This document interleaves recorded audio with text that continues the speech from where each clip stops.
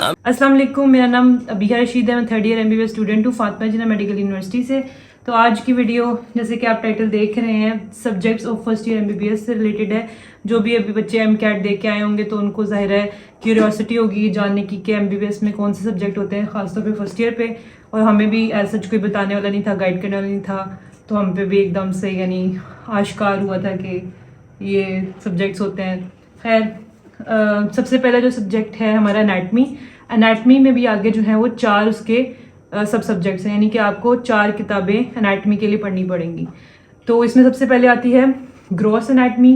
Gross anatomy का मतलब ये है कि आपने जितने भी ग्रॉस का मतलब लार्ज, जितने भी आपको लार्ज यानी कि जो लिम्स वगैरह होती हैं, अपर लिम, लोअर लिम, एब्डोमेन, जो आपने 1st ईयर में पढ़नी है, उससे रिलेटेड जितनी भी आपकी एनाटमी आप पढ़ेंगे वो उसको ग्रॉस एनाटमी कहेंगे। और इसमें हमारे पास BD 2 किताबें होती हैं।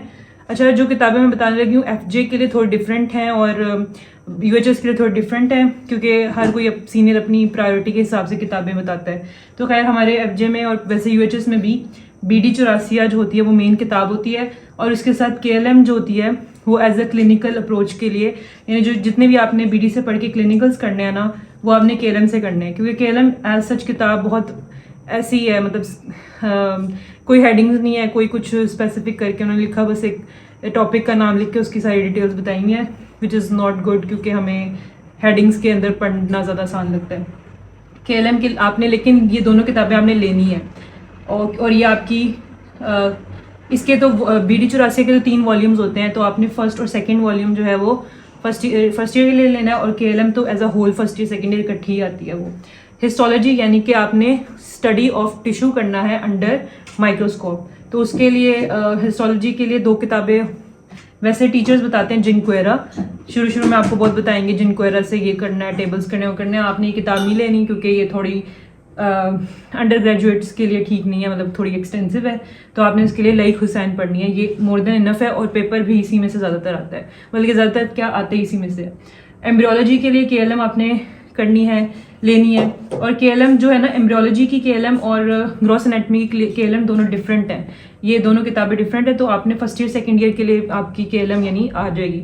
बस ये है कि 1st ईयर 2nd ईयर में आपकी किताबें आपने एक दफ़ा ले ली, वो आपकी 1st ईयर में आपने ले ली, तो 2nd ईयर में भी वही किताबें चलेंगी, क्योंकि उसका हाफ पोर्शन जो होता है वो आपने 2nd ईयर में पढ़ना होता है। खैर लैंगमैन किताब जो होती है ना, उसमें डायग्राम्स वगैरह अच्छी होती हैं एम्ब्रियो की, तो अगर आपने वो करनी है लैंगमैन, तो उसके लिए आप लैंगमैन यूज़ कर सकते हैं। जनरल एनाटमी के लिए फातिमा जिन्ना में तो गुलाम अहमद हमारे सीनियर्स ने हमें कही है, लेकिन UHS में लईक हुसैन सब यूज़ करते हैं, आपकी चॉइस है। वैसे ये किताब बहुत ज़्यादा ब्लैंक सी है, इतनी कोई अच्छी नहीं है, लईक हुसैन ज़्यादा अच्छी है, लेकिन मैंने चूँकि गुलाम अहमद ले ली थी तो मैंने इसी से पढ़ा था। अच्छा, पूरा उसके बाद है फिजियोलॉजी। फिजियोलॉजी के लिए आपने गाइटन एंड हॉल, मम्मा फिजियोलॉजी के लिए आपने गाइटन एंड हॉल यूज़ करनी, यही आपकी 1st ईयर में भी चलेगी, 2nd ईयर में भी चलेगी। साथ में फिरदौस जो होती है वो एक शॉर्ट बुक है, लेकिन आपने इसको खरीद ले, बेशक लें, लेकिन पढ़ना इसको नहीं है, क्योंकि ये शॉर्ट बुक है, इससे आपका पेपर के चीज़ें कवर नहीं होंगी। क्योंकि अक्सर लोग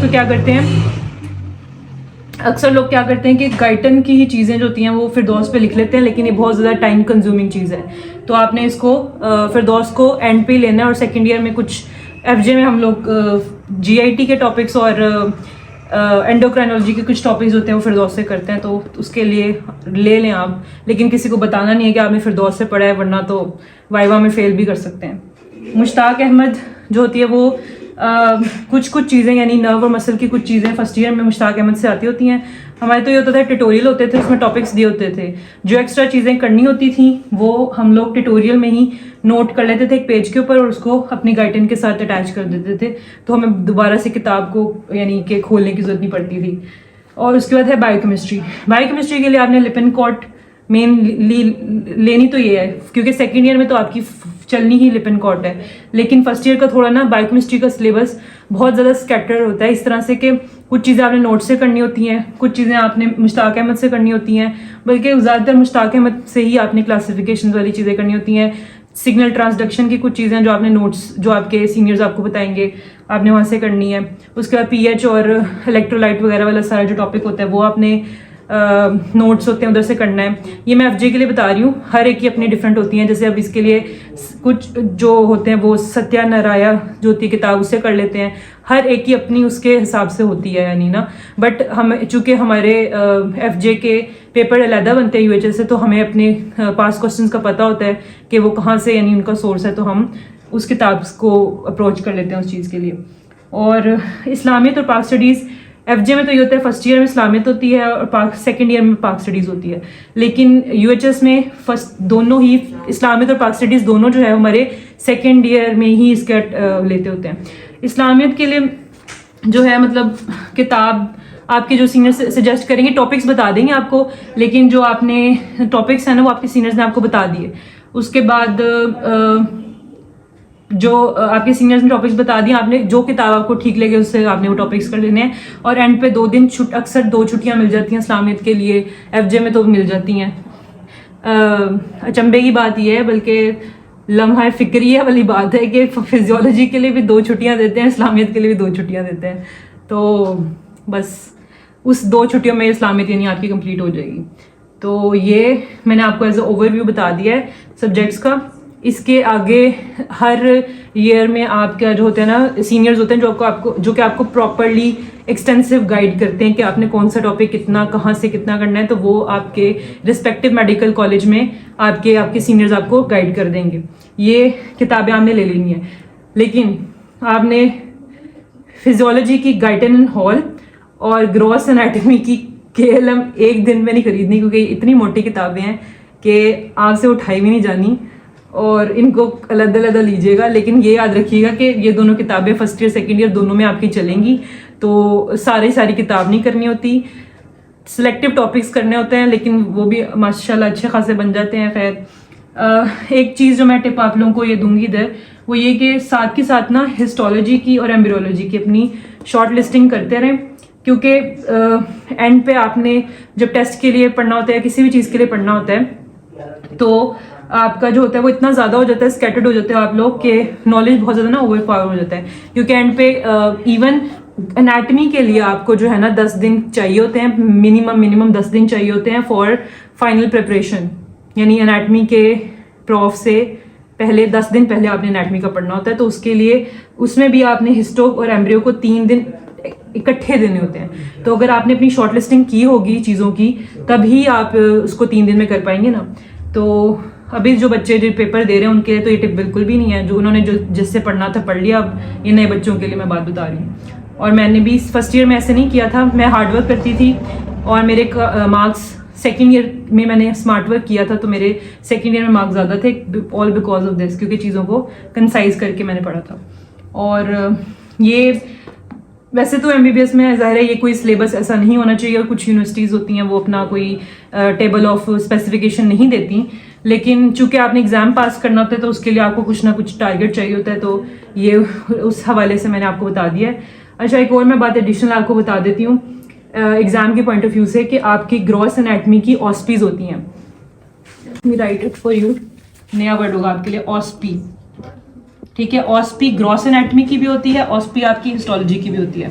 ऑस्पी में आपको जो आपका डायसेक्शन हॉल होता है ग्रॉस एनाटमी के लिए, हर मतलब आपको रोज होता है एनाटमी के ना, तो इसमें आपको लिम्स वगैरह डिफरेंट दिखाई जाती हैं, अपर लिम की लोअर लिम की। उसमें आपको मेनली बोन्स, मसल्स और नर्व्स और इस तरह की आर्टरीज वगैरह के ऊपर उन्होंने पिन्स लगाई होती हैं, और आपने उनको आइडेंटिफाई करके उनको पॉइंट्स में लिखना होता है कि ये मतलब हमने आइडेंटिफाई कर लिया कि ये फलानी आर्टरी है, ब्रेकियल आर्टरी है, फेमोरल आर्टरी है, या फेमोरल नर्व है और ग्लूटियल नर्व है, जो भी आपने बताना होता है। हिस्टोलॉजी के लिए जो आपका प्रैक्टिकल वाला होगा पोर्शन, वो आपका हिस्टोलॉजी की आपने डायग्राम्स ड्रॉ करनी होगी। ठीक है, और मुझे तकरीबन 3 महीने बाद जाके पता लगा था, सेशन के 3 महीने जब गुजर गए थे तब पता लगा था कि हिस्टोलॉजी की डायग्राम्स जो हम प्रैक्टिकल में नोट करते हैं वो हमने अपने फाइनल प्रोफ के प्रैक्टिकल में तो ड्रॉ करनी ही होती है, उसके अलावा पेपर में भी उसकी ड्रॉ करना होता है उसको। तो बहुत डिप्रेस हो गई थी, लेकिन आपने घबराना नहीं, क्योंकि ये सब डॉक्टर्स जो बन चुके हैं या बन रहे हैं वो ये करके गुजरते हैं। हम लोगों को सुरखाब के पर नहीं लगे, आप लोग भी कर सकते हैं ये। तो खैर इसकी भी ऑस्पी होती है, OSP में आपके लिए डिफरेंट स्लाइड्स लगाई जाती हैं और उन स्लाइड्स में आपने बताना होता है कि ये सपोज कार्टिलेज की स्लाइड आपने आइडेंटिफाई कर ली और इसके 2 आइडेंटिफिकेशन पॉइंट्स आगे आपने लिखने होते हैं। तो सपोज कार्टिलेज के आइडेंटिफिकेशन पॉइंट आपने बताने कि इसमें फलाना कनेक्टिव टिश्यू है और मुझे इसमें स्मूथ मसल्स नजर आ रहे हैं, ब्लड वेसल्स आ रहे हैं, तो इस तरह के पॉइंट्स लिखते होते हैं और इस तरह की 10 स्टेशंस होते हैं और इसकी उसके लिए भी 10 स्टेशंस होते हैं। स्टेशंस मुझे स्पेलिंग भूल रहे हैं भाई, क्या है स्टेशंस, खैर स्टेशंस होते हैं, ठीक है, हाँ स्टेशन, हाँ 10 स्टेशन होते हैं। उसके बाद फिजियोलॉजी और बायोकेमिस्ट्री के लिए एज सच कोई प्रैक्टिकल नोटबुक इनकी होती हैं। इनकी प्रैक्टिकल नोटबुक्स में आपने वो क्लिनिकली टाइप जो चीज़ें होती हैं ना, मतलब माइक्रोस्कोप के अंदर फिजियोलॉजी के लिए देखना होता है कि माइक्रोस्कोप में आपने टोटल ब्लड काउंट वगैरह इस तरह के छोटे मोटे प्रैक्टिकल्स होते हैं और फ्रॉग वगैरह के होते हैं। और जो बायोकेमिस्ट्री होती है इसके अंदर जो आपके होते हैं बायोकेमिकल टेस्ट जितने भी आपने लैब में परफॉर्म करने होते हैं उससे रिलेटेड होती है प्रैक्टिकल। तो यानी हमारे जो एग्ज़ाम होता है उसके अंदर वाइवा एक होता है, हमारे पास रिटन तो होता ही है ना, रिटन आपने एग्ज़ाम देना होता है और साथ में आपका वाइवा का एग्ज़ाम होता है।